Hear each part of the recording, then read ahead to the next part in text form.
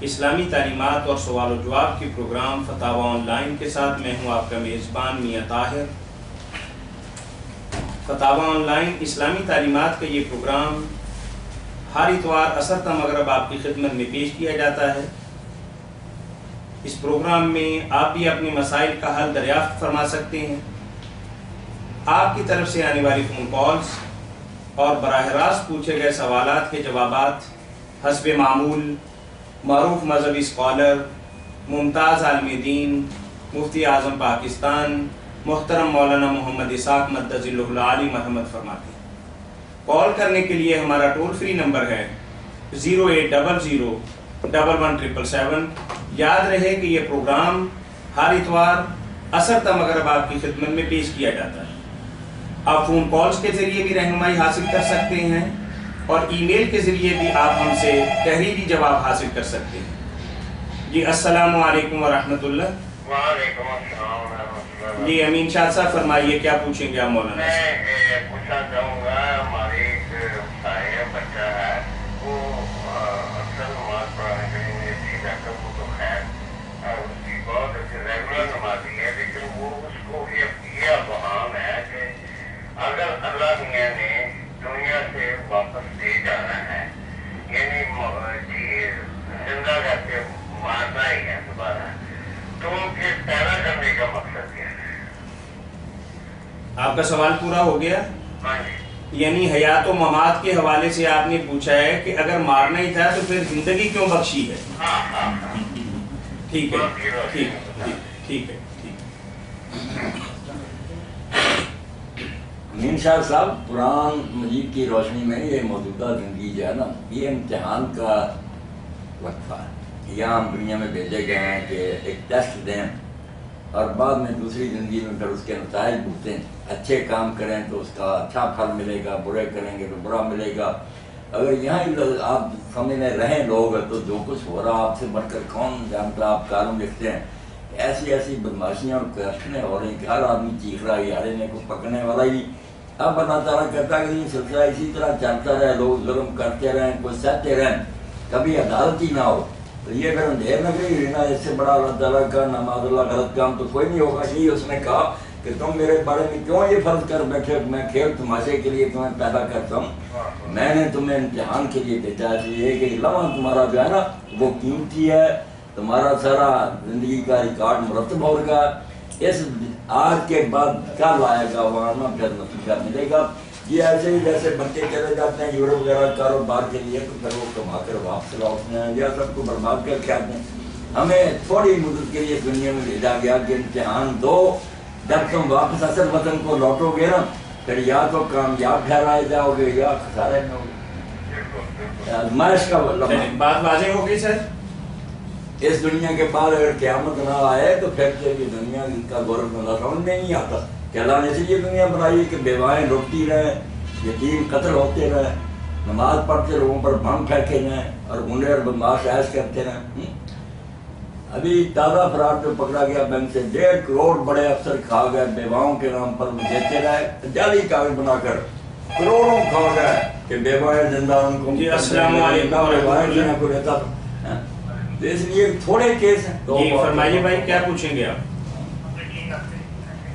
جی یہ جو شادی کے ہوتے ہیں ہاں ہاں وہ جو ہسبینڈ کا نام لگا دیا جاتا ہے، باپ کا نام ہٹا دیا، جی جی اس بارے میں کچھ مطلب باپ کے ہے فرعون کی بیوی کا مطلب نام باپ کا کیا کرتا ہے؟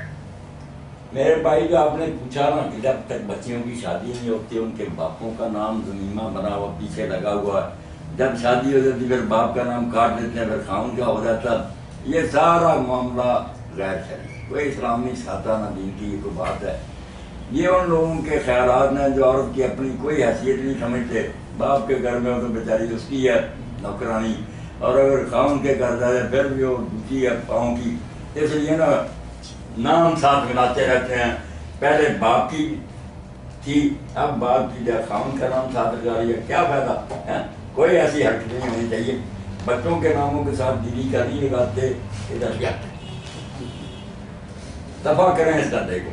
مولانا نے فرمایا کہ یہ غیر اسلامی آمنا تو آمنا ہی رہنے، آمنا سا کا کیا رہا، اور جب دوسرے گھر جا رہے تھے آمنا حمید کی کیا ضرورت، کوئی فائدہ نہیں، وہ آمنا ہی ہے، اور آمنا ہوتے ہوئے بڑی عزت کی مالک ہے۔ اللہ تعالیٰ نے ماں کو اور باپ بیٹی کو جو عزت دی ہے وہ کام ہے، کیوں وہ دوسروں کا ذمہ بنے؟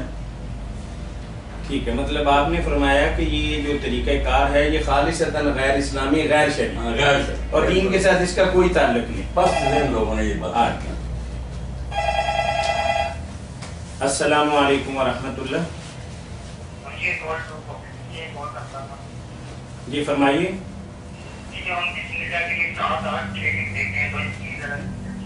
وہ جو ڈیجل لکھ دیں 786 بسم اللہ کی جگہ پر، تو بھائی پوچھ رہے ہیں کہ اس کی کوئی شرعی حیثیت یا اجازت ہے؟ نہیں، شرعی حیثیت تو کوئی نہیں، اصل میں تو کلمہ بسم اللہ یا بسم اللہ الرحمن الرحیم جو ہے نا وہی برکت ہے، دین میں تو وہی ہے۔ کئی لوگ اپنی اس لیے کہ یہ کلمہ لکھا ہوا تو بے ادبی اور بے احترامی ہوتی ہے، چلو اشارہ سمجھ لیتے ہیں، پڑھتے بسم اللہ الرحمن الرحیم زبان سے وہ لکھ دیتے ہیں 786۔ تو اس کو ہم حرام بھی نہیں کہہ سکتے، نہ کوئی دین میں اس کی حرمت آئی، مگر یہ طریقہ کوئی درست نہیں، بسم اللہ لکھنا چاہیے۔ چلیں بھائی، بات واضح ہو گئی کہ 786 لکھنے کی کوئی ہمیں سند نہیں ہے ہمارے پاس، تو اس لیے بسم اللہ الرحمن الرحیم ہی لکھنا چاہیے۔ وہی لکھا۔ چلیں، جزاکم اللہ حسن الجزاء۔ مولانا ہمیں انڈونیشیا سے ایک بھائی ہیں سید حیدر، انہوں نے ایک تو آپ کو سلام عرض کیا ہے، اور ای میل کے ذریعے انہوں نے آپ سے رہنمائی چاہی ہے کہ اردو کی چند معتبر تفاسیر کے نام بتا دیں، کیونکہ ہم انڈونیشیا میں اردو دان طبقہ کے لیے ایک لائبریری قائم کرنا چاہتے ہیں، اور ہم چاہتے ہیں کہ آپ رہنمائی میں کچھ اردو کتابیں خاص طور پر تفسیر کے حوالے سے ہم اپنی لائبریری میں رکھیں اور آپ ہماری رہنمائی فرما دیں۔ یہ انڈونیشیا سے تھا جی ہمیں۔ جی السلام علیکم ورحمۃ اللہ۔ وعلیکم السلام جی، کیا چل رہا ہے آپ لوگوں کا؟ الحمدللہ جی الحمدللہ بیٹھے جی۔ اچھا، میں سوال تھا مولانا کے لیکچرز میں سید قطب اور مولانا مودودی کے اوپر بہت زور ہوتا ہے ان کی باتوں میں، تو میں نے ان سے موٹا موٹا پوچھا تھا کہ ان دونوں نے کیا ایک سامنے حکومت بنانے کے لیے کیا طریقے تجویز، جو طریقہ تھا وہ کیا تجویز کیا، وہ موٹا موٹا بتا دیں، اور کیا مولانا ان کے طریقوں سے ان کا بھی یہی ہے جو ان کی بھی مولانا اختلاف کرتے ہیں اور ان کی بات سے ایگری کرتے ہیں، اگر اس پہ تمہیں روشنی ڈالنا ہے۔ یہ تو بڑا تفصیل طلب بات ہے کہ اسلام نافذ کرنا اور کسی بندے کے نظریات کی پوری طرح پہ ترجمانی۔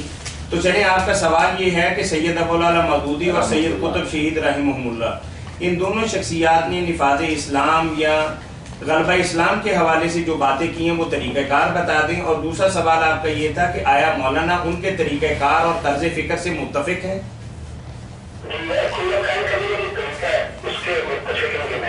تو وہی میں نے عرض کیا نا کہ آپ نے یہی فرمایا نا کہ ایک تو طریقہ کار واضح فرما دیں، اور ساتھ یہ بھی اپنا بتا دیں کہ آیا مولانا بھی ان طریقہ کار کے ساتھ اتفاق فرماتے ہیں؟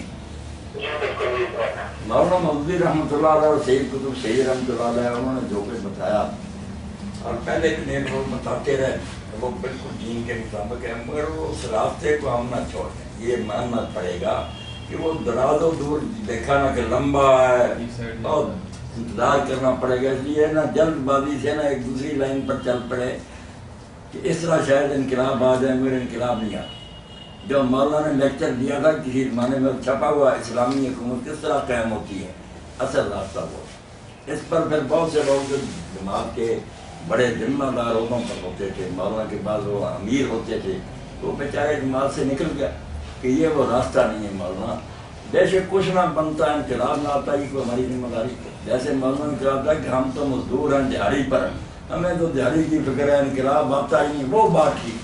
مگر جب یہ ہوا نا کہ پاکستان بنا لو، پاکستان میں ہوگا کہ لا الہ الا اللہ، جذباتی باتیں کرتے تھے، تو دماغ نے بھی سمجھا کہ شاید اس فضا سے فائدہ اٹھایا جائے، کوئی اچھے لوگ آگے چلے جائیں، مگر وہ بات صحیح ثابت رہا نہیں، کوئی اسلامی انقلاب نہ آیا، ہماری تربیت کا نظام بھی تباہ ہو گیا۔ تو میری لمبی چوڑی بات کی جائے نا، اسلامی حکومت کس طرح قائم ہو، وہ دوبارہ پڑھنا چاہیے ہر آدمی کو جو دماغ سے وابستہ یہ کام کرتا، پتہ چلے کہ انبیاء علیہ السلام کا طریقہ کیا تھا۔ جب تک لوگوں کے ذہن نہ بدلے جائیں اور زیادہ تعداد حامی نہ ہو، کس طرح اوپر سے ہم آسمان سے منگوالیں گے اسلامی حکومت اور وہ نافذ کر دیں۔ حکومت تو وہی بھائی کامیاب ہو سکتی ہے جس کو زیادہ تعداد دل سے پسند کرے. یہی جمہوریت ہے جس کو لوگ کہتے ہیں کفر و شرک ہے. کفر و شرک نہیں بھائی، جمہوریت تو آپ لوگ جو ہے اس کو اس ملک میں آنے نہیں دیتے. پہلے لوگوں کو جتا دیتے ہیں کہ ان کو جتانا ہے، ان کو شکست دینی ہے. یہ کوئی جمہوریت کا قصور ہے؟ جس طرح ہماری عدالتیں پورا، ہماری تجارت حرام، ہمارا نظام انتخابی حرام. قصور نظام کا نہیں، لوگوں کی نیتوں کی خرابی. ورنہ ہر 4-5 سال بعد لوگوں کو موقع دیا جائے کہ کوئی دخل نہیں دے گا، ایمانداری سے نفع نقصان سوچ کر بندے چون لو. 2-4 چکر ہی ایسے چلیں گے تو لوگ پاگل ہیں کہ بروں کو تنچر ہے. نہیں، موقع نہیں دیتے. بالکل پیسے تقسیم کر کے کئی طرح کے پیسے ڈال کے ووٹ لے لیتے ہیں، بعد میں کبھی لوگ چیزیں بولتے. تو وہ جو مولانا کہا نا پمپر اسلامی حکومت کس طرح کا ہے اس کو پڑھنا. اور ان کے سوال کا دوسرا حصہ کہ آیا ان کے اس طریقہ کار سے جو انہوں نے واضح فرمایا آپ متفق ہیں؟ شرعی بھی ہے، عقلی بھی ہے. ٹھیک ہے ٹھیک ہے کہ پہلے لوگوں کے نظریات تبدیل کرو، ان کو ہم خیال بناؤ. مگر یہ کام مشکل ہے، بندوں کو اپنا ہم خیال بنانا کو آسان بات واضح ہو گئی سر. اللہ کے کئی پیغمبر گزر گئے جن کو ایک اونچی نہیں گیا. یہ کوئی آسان بات نہیں، ساری عمر کھپا دینی ہے. کوئی مانے نہ مانے کام ٹھیک طریقے سے کرنا. جزاکم اللہ احسن الجزاء. یہ انڈونیشیا سے جو حیدر بھائی نے پوچھا ہے، سید حیدر صاحب نے، اردو کی چند معتبر تفاسیر کے نام بتا دیں تاکہ ہم اپنی لائبریری کا قیام سلیقے سے کر سکیں. سید صاحب کا یہ سوال ٹھیک ہے، بس کیا بتائیں، اور شاید جو ہے نا اس میں کچھ نہ کچھ اچھی باتیں غلط بھی آ جاتی ہیں. اردو میں جو تفسیریں آج کل نا رائج اور سمجھی جاتی ہیں کہ دوسروں کی نسبت اچھی ہیں، ان میں تقیم القرآن ہے، مولانا مودودی رحمۃ اللہ علیہ، تدبر قرآن ہے امین حسن اسرائیل رحمۃ اللہ علیہ، معارف القرآن ہے سید جلال صاحب مشوی صاحب کی، فوائد فوائد عثمانی جو ہے حضرت شبیر احمد عثمانی کے حاشیے، وہ بہت عمدہ، بے شک وہ دیکھنے میں حاشیے ہیں نہیں، بہت تفسیروں پر بھاری حل کیے انہوں نے، بڑے بڑے دیکھ. اور آپ کی نظر سے سید قطب شہید رحمۃ اللہ آپ علیہ، یہ جلال القرآن پہ ترجمہ ہو گیا، وہ بھی بہت اچھا. سید محبوب شیرازی صاحب کا بہت اچھا ترجمہ. جی السلام علیکم ورحمۃ اللہ. السلام، میں اکرام بات کر رہا ہوں لاہور سے. جی فرحان بھائی فرمائیے. میرا سوال یہ ہے کہ اچھا رات میں کچھ لوگ جو ہے وہ پاؤں بچھا کے بیٹھتے ہیں، کچھ پاؤں جو ہے وہ باہر نکال کے بیٹھتے ہیں، اس کے بارے میں کیا ہوگا؟ اور دوسرا سوال میرا یہ ہے کہ اندھیرے میں نماز ہو جاتی ہے، یعنی کہ ٹھیک، یعنی آپ کا پہلا سوال یہ ہے کہ تشہد کی حالت کے اندر کسی مسلمان کو نماز کے لیے سنت کے مطابق کیسے بیٹھنا چاہیے، یہی سوال ہے نا؟ چلیں کوئی بات نہیں. یہ ایک تو سوال ان کا یہ تھا، اور دوسرا ان کا یہ تھا کہ آیا اندھیرے میں نماز تشہد کے لیے بیٹھے ہیں تو بیٹھنے کا صحیح طریقہ کیا؟ یہ سوال انہوں نے کہا ایک طریقہ تو یہ ہے نا کہ بایاں پاؤں ہم نیچے بچھا دیتے ہیں اور اوپر جم کر بیٹھ جاتے ہیں، دایاں پاؤں جو ہے نا وہ یہی انگلیاں زمین پر ہوتی ہیں، ایڑی اوپر اٹھی ہوئی ہو جائے باہر ہوتا. اس کو افتراش کہتے ہیں، افتراش، کہ پاؤں بایاں بچھا کر اس کو بیٹھیں. دوسرا جو کہا کہ دائیں طرف نکال دیتے ہیں، یہ تورک ہے، کہ پیر بیٹھ کر زمین پر ہم اپنے سنیں لگا دیتے ہیں، پاؤں دونوں جو ہے نا ایک سائڈ کو ہو جاتے ہیں. یہ طریقے تو سارے ٹھیک ہی ٹھیک ہے. جس میں کسی کو صورت ہو نا، کئی لوگ بیمار ہوتے ہیں نا، وہ نہیں پاؤں کے اوپر بوجھ ڈال سکتے، باہر نکال لیں، اجازت سب کی ہے. مگر اگر صحیح طریقہ پر عمل کرے سنت نبی علیہ السلام، پھر یہ کرنا کہ جس نماز میں 2 تحیات ہیں، 3 رکھتے ہیں یا 4، تو درمیانی میں تو پاؤں بچھا کر بیٹھے، بایاں پاؤں بچھا لے، دایاں کھڑا رکھے اور اس پر بائیں پاؤں پر بیٹھے. اور جب آخری اتحیات بیٹھے تو پھر بایاں پاؤں بھی اور دایاں دونوں نہ باہر نکال پہلے وقت کی باہر تبرک کرے، یعنی ابتدائی کے اندر ایسا کرنا. ہاں بالکل شروع صحیح طریقہ جانا کہ درمیانی چل میں چونکہ اٹھنا ہوتا ہے وہ الرٹ ہی بیٹھا رہے کہ بائیں پاؤں پر بیٹھا ہے بچھا کر فوراً کھڑا ہو. اور آخری چونکہ لمبا تشہد اس لیے سکون بھی ہوگا، آرام سے پاؤں دونوں باہر نکال کے ان پر بوجھ نہیں پڑے گا، اور آدمی اپنے نا سرین جہاں چوتر رہی ہے زمین پر نکالے گا، آرام سے دعائیں مانگتا رہے گا. صحیح طریقہ کی اختلاف درمیان ہے تورک آخر. اس میں بعض لوگ ایسا کرتے ہیں کہ جو دوسرا تشہد ہوتا ہے اس کے اندر کچھ آدھے حصے کے اندر تو جیسے آپ بتا رہے ہیں کہ الرٹ بیٹھتے ہیں، اور باقی آدھے حصے کے اندر پاؤں اپنا نیچے سے نکال کے تورک کی شکل کے اندر بیٹھتے ہیں. تو یہ طریقہ ان کا بالکل اپنا ایجاد کیا ہوا، یہ دین میں نہیں، بس یا تو آخر تک وہی رکھیں، بچھائے رکھیں، بیٹھے رہیں جیسے حنفی حضرات بیٹھتے ہیں، حرام وہ بھی کوئی، مگر صحیح سنت جو ہے وہ یہ کہ درمیان میں جو ہے تشہد وہ پاؤں بچھا کر میں اس پر بیٹھے ہیں، اور آخری جو ہے نا شروع سے ہی بیٹھتے ہی۔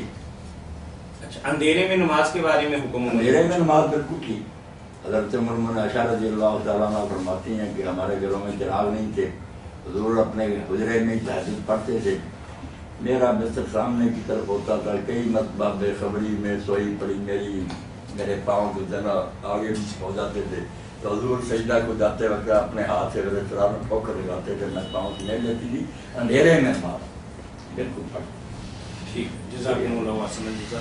مولانا، اہل تشیع کے ہاں ایک دعا جو حضرت علی رضی اللہ تعالیٰ عنہ کی طرف منسوب کی جاتی ہے، تو اس کے بارے میں بھائی نے پوچھا ہے کہ کیا وہ دعا صحیح ہے؟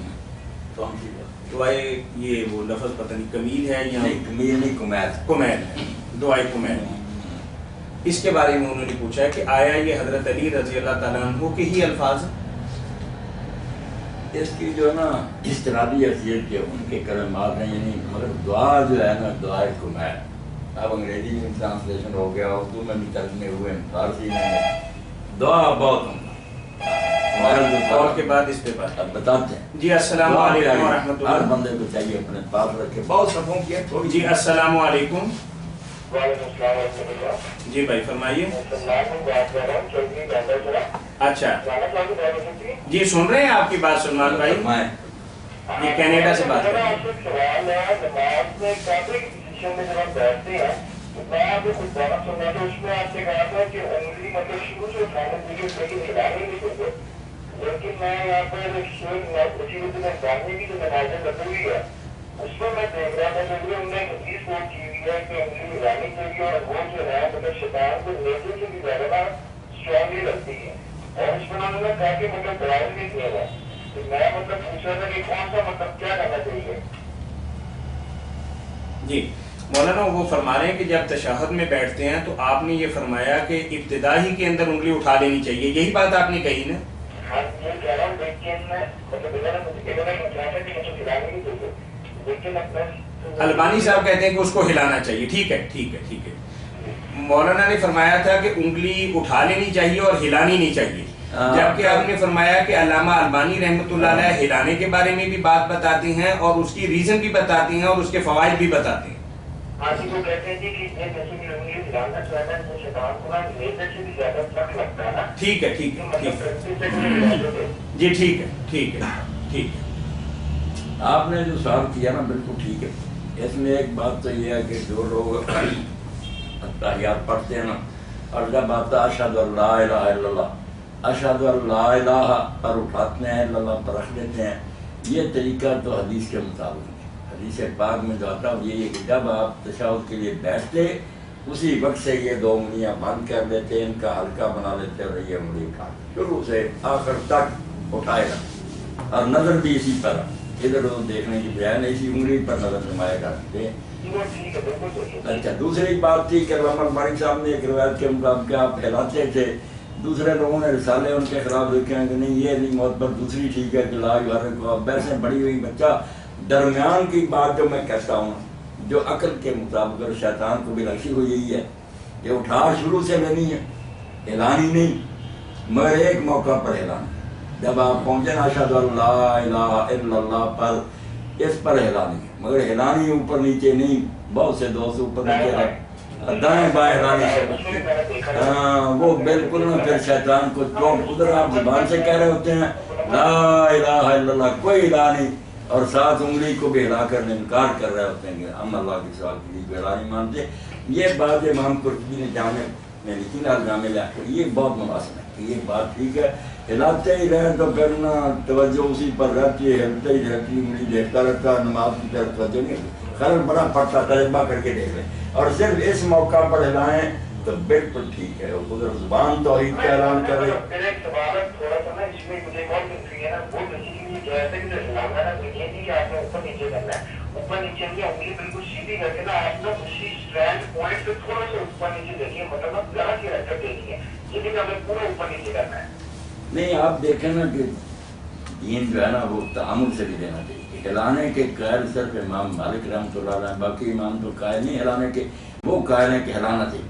اب ان کی کتابیں بڑی پڑھی ہیں، اوپر نیچے کسی نے بھی لکھا یہی لکھا کہ یمین و شمال دائیں بائیں نا یہ ہلانا. اس کے خلاف اور کسی نیک آدمی نے سلف میں سے لکھا ہو تو ہم اس کو مانتے. اب ایک نئی بات ایجاد کرنا جو کسی کو نہیں سوچی یہ کوئی اچھا طریقہ نہیں. جیسے مولانا عبدالبار رحمۃ اللہ علیہ کہتے تھے سید کہ جب تم کوئی فتویٰ دو تو کوئی نہ کوئی امت کا امام اور عالم تمہارے آگے ہونا چاہیے جو قیامت کو کہہ سکو مجھ سے پہلے جس نیک آدمی نے یہ بات کہی. اس کو ماننے میں تو مبتلا نہ ہو کہ آپ نئی وہی آئی ہے، مجھے ہی صرف پہلی مرتبہ سمجھ. اس طرح بھی علم کا نظام بنا یہ غلط بات ہے. نارکیہ کا طریقہ تھی تو کھاؤ ہلانا تو دائیں بائیں.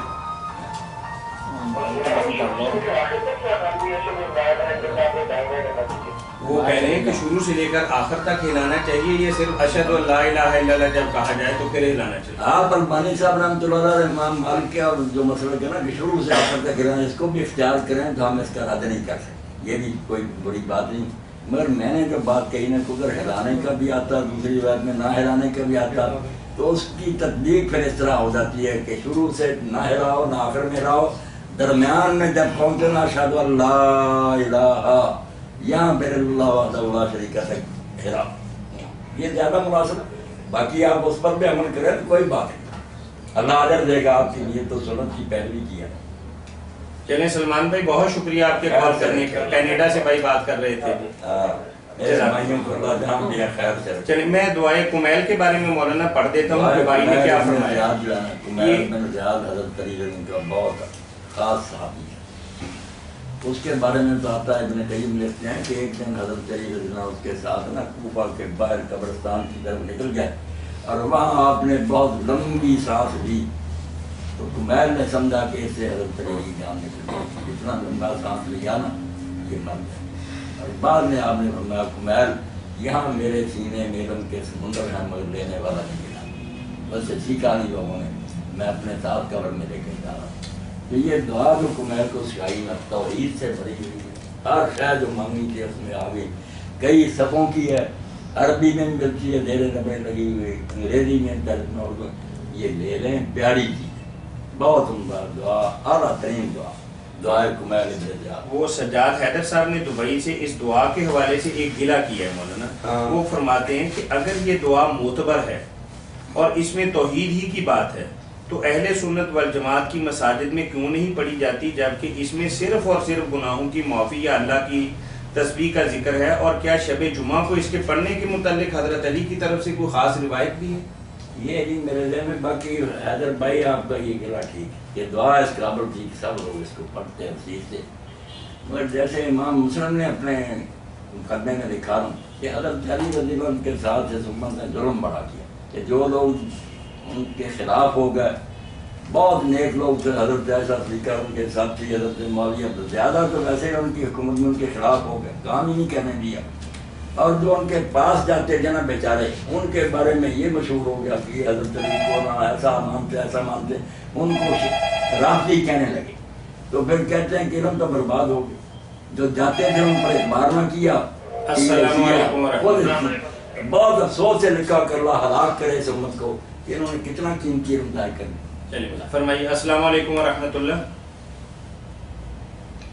جی السلام علیکم ورحمۃ اللہ. جی وعلیکم السلام. میرا مولانا صاحب سے یہ سوال ہے کہ رسول صلی اللہ علیہ وسلم نے جن سنتوں کا حکم فرمایا ہے اور جو ایسے آپ کی سنت ہے تو اس میں جس سنت کا حکم ہے اس کی کیا فضیلت ہے باقی سنتوں پر؟ نہیں سنتوں کا میرے بھائی حکم نہیں فرمایا. حکم فرمایا تو پھر وہ فرض اور واجب بھی ہو جاتے ہیں. حکم نہیں کیا، ترغیب دی ہے، شوق جلایا پڑا کہ 12 رکھنے جن رات میں جو پڑھے جنت میں اس کے مال بنتے ہیں، ثواب بیان کیے. اسی لیے ان کو سنت کہتے ہیں کہ یہ کام اچھے ہیں نیک ہیں کیے جائیں تو بڑا اجر ہے. مگر ان کا نہ کرنے والا اگر اس کو عادت نہ بنا رہے یا نفرت نہ کرے سنت سے تو پھر وہ گناہ گار نہیں ہوتا، فرض واجب کا تارک مجرم ہوتا. تو سنتیں جو ہے کوشش تو کریں چاہیے جن چیزوں کی حضور نے ترغیب دی ہے ان کو زیادہ سے زیادہ اپنائیں وہ کام کریں. مگر ساتھ یہ بھی یاد رکھیں کہ جب اللہ رسول نے اس کو لازم نہیں کیا تو ہم لازم نہ کریں. روزوں کی طرف ذرا دیکھیں نا، نماز کی سنتیں جو ہے نا اس پر تو لوگ بحثیں کرتے ہیں، مگر جب بات روزوں کی آتی ہے کہ رمضان شریف کے فرض روزوں کے علاوہ ہر سوموار جمعرات کے روزہ رکھا، 13 14 15 ہر مہینے رکھا، کتنے روزے رکھے ہیں، ثواب بیان فرمائے، مولوی حضرات بھی نہیں رکھتے۔ اب وہ سنتے کڑوی لگتی ہیں، پھر یہ اس میں پیٹ کو کچھ تکلیف ہوتی ہے نا، وہ نہیں رکھتے، ادھر بحث کریں گے یہ رکھتے نہیں پڑی، حالانکہ مسئلہ ہے کہ نماز کی رکعت ہوئیں، سنتے ہیں یا نفل روزے ہوں، یہ ثواب ہے، اس کا بے اندازہ ہے، بہت ثواب ہے اللہ تعالیٰ کے ہاں، بہت اس کے لیے اجر ہے، مگر نہ کرنے والے کو گناہ ہے۔ صاحب نے پوچھا نہیں جائے کیوں نہیں کیا؟ اوپر صلی اللہ حکم فرمایا کہ اپنے پوتے کپڑوں سے اوپر رکھو، اور ایک عام سنت کی ان کی کوئی امامہ شریف مانتے تھے، تو لوگ یہ کیسے چھوڑ دیتے ہیں کہ یار یہ بھی تو سنت ہی ہے نا، اپنے اوپر رکھنا وہ بھی سنت ہے، نہ امامہ نہیں پہنتا تو کیا ہو گیا، سنت ہی چھوڑ گیا، تو اس کی کیا فضیلت ہے؟ یعنی یہ چیز میں آپ نے کئی چیزیں گڑبڑ کر لی ہیں جو ٹخنوں سے اوپر ہے نا، یہ سنت نہیں، یہ آپ نے کہا کہ اچھا کام ہے، اس کو تو فرمایا نا کہ کافروں کی مخالفت کرو، وہ نیچے کپڑے رکھتے ہیں، تم ان کی بجائے کپڑوں کو ٹخنوں سے اوپر رکھو، جو ٹخنوں سے نیچے اس کو آپ نے جہنم تک کہہ دیا کہ دوزخ میں ہے وہ بات، اس لیے یہ اس طرح کی سنت ہے کہ کرے تو ثواب نہ کرے۔ امامہ جو آپ کہتے ہیں نا، امامے کی فضیلت میں رسول اللہ صلی اللہ علیہ وسلم ہم قربان دیا پر کوئی حدیث آپ نہیں، کسی حدیث میں اس کا ثواب نہیں آیا کہ اتنے گنا ثواب ہوتا، جتنی سب موضوع ہیں جعلی ہیں، ہمیں نہیں چاہیے کہ جو چیز آپ نے نہیں فرمائی وہ آپ کی طرف منسوخ کریں، یہ کوئی نہیں ان دینی کاموں میں سے کہ پگڑی ضرور باندھے، کوئی باندھتا شوق سے باندھتا پھرے، پھر اب لوگوں نے سبز پگڑی شروع کر دی، کہتے ہیں کہ یہ روزہ رسول اللہ علیہ وسلم کا رنگ ہے، مگر مجھے پوچھا جاتا ہے یار حدیث کے تفسیروں میں کہیں سبز پگڑی کا ذکر آیا کہ حضور نے کبھی باندھی ہے؟ صاحب کوئی بھی نہیں باندھا، جو باندھی ہے وہ میں بھی نہیں باندھ سکتا، آپ بھی نہیں باندھ سکتے، کائی پگڑی وہ ہم سب توبہ توبہ کرتے ہیں کہ باندھ رہی، سب دعائی دے دیں گے کہ مولوی صاحب بھی شیعہ ہو گیا، حالانکہ فتح مکہ کے موقع پر بھی امام اکرم صلی اللہ علیہ وسلم چوڑی پگڑی نہیں جب آپ شہر ملا، ممبر پر خطبہ دے رہے تھے، صاحب علی سے پاک کرتے کہ آپ ممبر پر تقریب فرما کر کالی پگڑی دی، میں کیا کریں، لوگوں نے سنتے کر رہی تھی۔ اللہ جزاکم اللہ احسن الجزا۔ مولانا باجی کوثر مصطفیٰ نے کینیڈا سے ہمیں سوال پوچھا ہے ای میل کے ذریعے، وہ کہتی ہیں کہ ہم نے تو کسی کتاب میں پڑھا تھا کہ حجاج بن یوسف نے قرآن کریم پر اعراب لگوائے تھے، جبکہ آپ اپنے خطبے میں فرماتے ہیں کہ یہ سعادت تو حضرت علی رضی اللہ تعالیٰ عنہ کے حصہ میں آئی تھی، تو ایک تو اس بات کی وضاحت بھی فرما دیں اور ساتھ اگر کوئی حوالہ یا سند ہے تو وہ بھی عرض کریں۔ کتاب جو تدوین قرآن لکھی نا مولانا مناظر حسن گیلانی رحمۃ اللہ، اس میں انہوں نے کہا کہ حضرت علی کی جو خوبی تھی نا ظالم لوگوں نے اس پر قبضہ چھین لی، ویسے زندگی میں تنگ کیا، مسجد میں شہید کر لیا اور خوبیاں ساری دوسروں کو دے دی، یہ تو قرآن نے کام کیا تھا، ان بیچاروں سے سارے وہ اعزاز تھیں، تو انہوں نے بتایا کہ حضرت علی اپنا جو ان کا شاگرد ابو رسد دوئلی وہ بہت قابل تھا، اسی کو ناب کے قاعدے سکھائے گرامر، اور اسی کو اعراب اور یہ سارا قرآن مجید کا جو نا کس طرح پر جیسے زبریں لگا دو کام ان کا تھا، حجاج بن یوسف کے ذمہ لگا تدوین قرآن وہ آپ مطلب ہمارے علماء تو یہ کہتے ہیں کہ اس کی بخشش کے لیے کتنا ہی ظالم کیوں نہ ہو، صحابہ کرام کو شہید کرنے والا، لیکن چونکہ قرآن کو اعراب اس نے لگائے ہیں تو اس لیے حجاج کے بخشے جانے کی 100% امید ہے۔ یہ جو ہے قرآن پر اعراب ہو سکے بسم اللہ بڑے شہیدی ہونا، تو اس طرح کے کام جو ہے نا ہمارے حضرت صاحب نے پھوٹو اللہ تعالیٰ اس پر قرار دیا، اتنا بڑا کارنامہ کہ 1400 سال میں شاید کوئی بھی ایسا نہیں کر سکے، بڑی بات، تو امید جو ہے کہ اللہ تعالیٰ ان پر رحمت فرمائے، یہ الگ بات، ہمیں کیا ٹھیک مگر ظلم بہت ٹھیک ہے۔ چلیں باجی کوثر مصطفیٰ نے جو پوچھا ہے کہ حوالہ آپ نے فرمایا کہ مولانا تدوین حدیث تدوین مولانا سید مناظر حسن گیلانی، بہت تدوین حدیث اور تدوین قرآن، یہ دو کتابیں بہت اعلیٰ لکھی، تدوین حدیث اور تدوین قرآن میں یہ بات ہے کہ یہ جو سعادت ہے حضرت علی رضی اللہ عنہ کے حصہ کے اندر آئی تھی، یہ لکھوایا تھا۔ جی ٹھیک ہے جی ہمارے پاس سوال ہے کہ ایک ہمارے بھائی ابھی تشریف لائے ہیں، کہتے ہیں کہ اگر کوئی عزیز یا دوست فوت ہو جائے۔ السلام علیکم ورحمۃ اللہ۔ جی السلام علیکم ورحمۃ اللہ۔ وعلیکم السلام ورحمۃ اللہ وبرکاتہ۔ جی جی بیٹھے ہیں الحمدللہ، آپ کی بات سن رہے ہیں سر۔ جی جی مینوں پیشاب کی بڑی تکلیف ہے، میرے کپڑے خرید رہتے ہیں، جتنے نماز کا میرا کی بنتا ہے؟ وہ 2 ہفتے پہلے تو بنایا تھا کہ آپ کی نماز بن گئی ہے. تھوڑی نماز کے بارے دسیا جی، بے فکر ہو کے نا پیشاب بگن دیا کرو، کپڑے بھی تر ہوندے رہن، تھوڑے رانا بھی تر ہوندیاں رہن، فکر کرنے کی لوڑ نہیں، پڑھی جاؤ. نہیں ہر نماز کے لیے کپڑے بدلے اور سب دھوئے کریں، ٹانگیں دھوئے کریں، یہ کریں وہ کریں، ہے جی. ان کا ارادہ یہ ہے کہ آپ نماز چھوڑ دیں. اصل نماز چھوڑوانا چاہتے ہیں، آپ بے فکر ہو کر پڑھتے رہیں، کوئی بات نہیں، اللہ جانتا میرا بندہ بے بس ہو چکا. اچھا اچھا جی. موٹی گزارش ہے کہ میری کچھ لوگ ہاتھ نہیں دے رہے ہیں، میں کمزور آدمی بیمار آدمی ہوں، میرا ہاتھ نہیں ادا کر رہے لوگ. چلیے لوگوں کو کرنا تھا، بالکل تعاون کرنا چاہیے. آپ اگر حقدار ہیں تو مدد کرنی چاہیے. بتا دیں کہ میرا ہاتھ مجھے ادا کر دیں، میں بیمار پڑا ہوا ہوں، جا نہیں کسی کے پاس سکتا. اللہ تعالیٰ شفا دے. قبضہ کر لیا ہے تو پیسے لکھے وہ مجھے واپس دے رہے ہیں. بالکل اللہ تعالیٰ. آپ شیخو پورہ کس جگہ رہتے ہیں؟ آپ شیخو پورہ کس جگہ رہتے ہیں؟ میں شوپر جناب رہنا تارک روڈ پارٹی. آپ ہمارے ایک جاننے والے ہیں، ان کے پاس جائیے گا، آپ کے انشاءاللہ مسئلے حل ہو جائیں گے. چودھری منشا گوپیرا ہے نا، ان کے پاس جا کے کہیے گا کہ مجھے انہوں نے بھجوایا ہے، میرا مسئلہ حل کریں. آپ مولانا محمد صاحب سے بتاؤ. ان کا نام لے دیں یا میاں طاہر کہہ دیں، وہ بڑے ماشاءاللہ میرے معزز دوست ہیں اور پورے شیخو پورے میں پلوان ہیں الحمدللہ. دکھوا دینا نام. جی ان کو کہیے گا میاں محمد منشا گوپیرا. آپ کا میاں طاہر نام ہے جی میرا. خیر سے رکھیے، اللہ آپ کو بھی شفا دے، تندرستی. آپ وظیفوں کو چھوڑیں، آپ ان کے پاس جائیں، انشاءاللہ وظیفہ بھی دلوا دیں گے. وظیفہ میرے بھائی آپ نا، آپ سن لیں وظیفہ بھی سن لینا، سارے ساتھی بھی سن لیں. ایک منٹ مانو، کوئی کرو.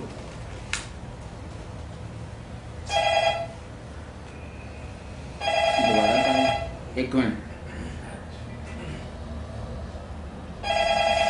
اللہ.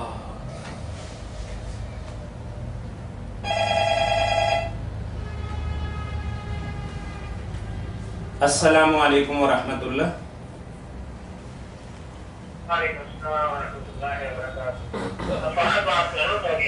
جناب فہد بھائی کیسے ہیں آپ؟ ٹھیک ہیں؟ الحمدللہ. جی پوچھیے، مولانا سے کیا پوچھیں گے آپ؟ پوچھیں کہ دجال جو ہے کیا وہ ابھی زندہ ہے، اور کیا صحابہ کی اس سے ملاقات ہوئی تھی آپ کے زمانے میں؟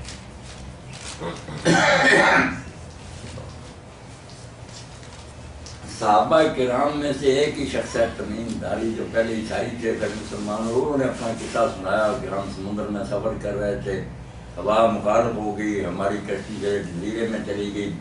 وہاں ایک جانور ملا ہمیں جو سر سے پاؤں تک بال ہی بال تھے، اس کے منہ بھی نظر نہیں آتا تھا.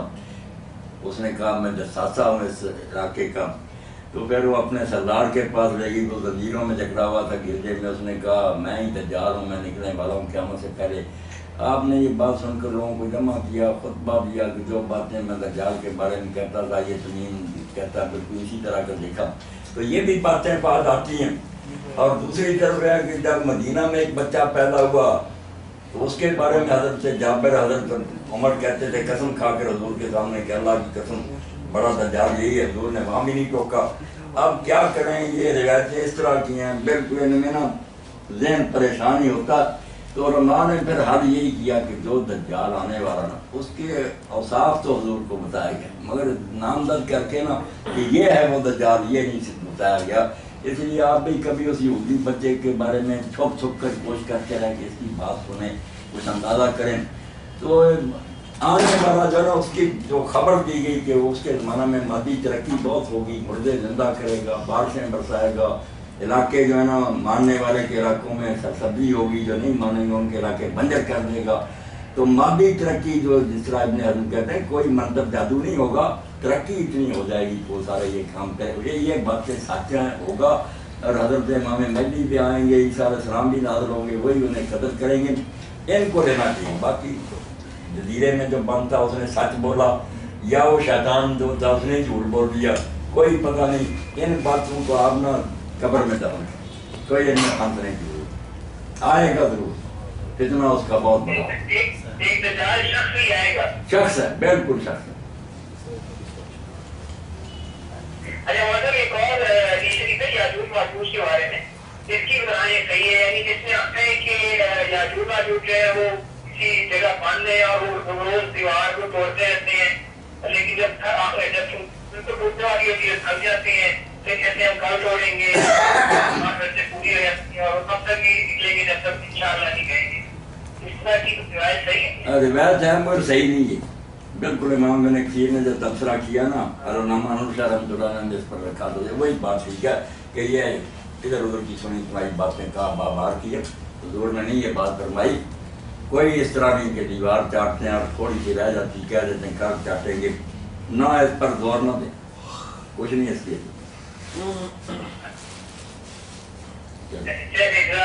اللہ خیر سے رکھیے۔ جزاکم اللہ۔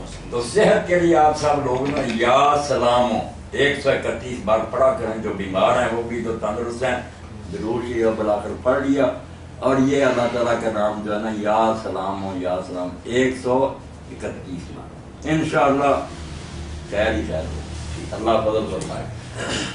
یہ سوال ہے جی کہ اگر کوئی عزیز یا دوست فوت ہو جائے تو اس کے لیے جنازہ یا بعد اس کے گھر جا کر دعائیں مانگنے کا کیا مسنون طریقہ ہے؟ مہربانی فرما کر رہنمائی فرمائیں۔ بتائیں کیا آدمی بہت ہو گیا، ایک تو ہم جنازے کے بعد کھڑے ہو کے وہاں کچھ لوگ دعا کرتے ہیں، دعا کر، ٹھیک ہے، وہ کہہ رہے ہیں کہ آیا ایسا کرنا ٹھیک ہے، پھر اگر جنازے کے بعد ہم ان کے گھر چلے گئے تو ہم رسمی جملہ تو ادا کرتے ہیں کہ جی اللہ کی مرضی، اللہ نے اپنی امانت ہی اپنے پاس لے لی، تو تھوڑی دیر بیٹھ کے ہم جاتے ہیں، اس کے لیے ہمارے خاص ایک مرتبہ فکر کے ہاں ہاتھ اٹھا کے دعا مانگنے کا کوئی کنسیپٹ نہیں ہے، بلکہ اگر کوئی مانگتا ہے تو اس کو ڈانٹا اور ڈپٹا جاتا ہے، منع کیا جاتا ہے، تو کیا ٹھیک ہے یہ بات؟